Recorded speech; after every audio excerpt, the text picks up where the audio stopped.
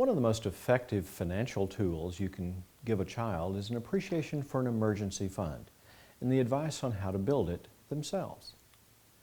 An emergency fund should contain 3 to 6 months worth of money to cover living expenses. Its main focus should cover all loss of income, not just a car payment or a refrigerator repair. With parents losing jobs and college expenses continuing to grow, the younger you can get a person to get started, the better. Here are 10 ways you can help your child build a lifetime emergency fund. Number 1, start by encouraging them to save something, no matter how small the amount. Even if it's just a few cents out of an allowance, a teenager should be encouraged to set up a separate savings account or checking account or someplace not easy to access where they can house their money. Interest-bearing accounts are better. For young children, piggy banks work well. It's about setting goals and knowing where the money is. Number 2, help them develop a balance between treats and sacrifices. Financial independence requires a balance of risk and reward. Life can't be all about building reserves, so tell the teen that when they hit a certain level for a fund, or maybe a midpoint toward a 3-month mark, they can treat themselves to clothes or an electronic device. After the purchase, they go right back to saving. Number 3, encourage them to direct all change into the emergency fund. No matter how old or young the child, it's a good idea to take non-essential funds and direct them toward the emergency fund.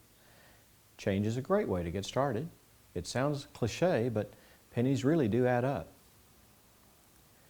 Number 4, set an example.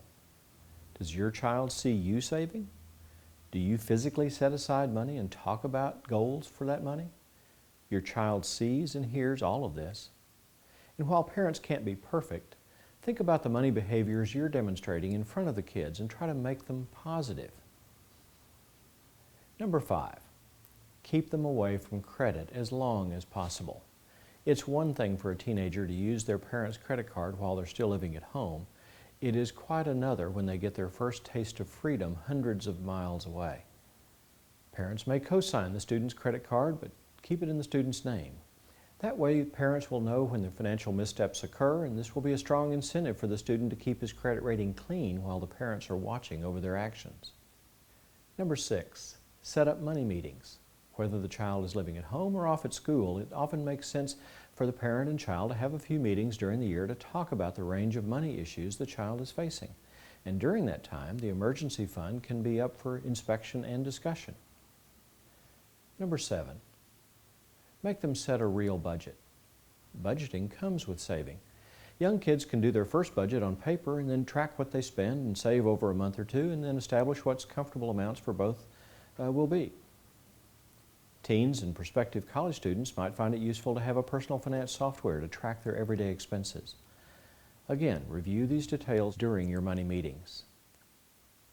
Number 8, get them interested in better paying, safe savings vehicles. At some point, the piggy bank has got to go. An emergency fund can eventually gravitate to other interest-bearing accounts that might pay more, but only as long as the money stays liquid.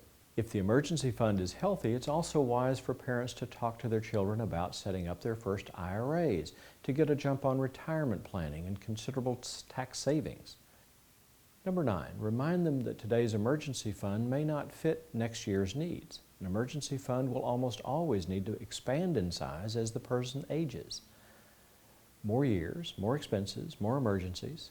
Make time to discuss with your child why emergency funds should change with life circumstances.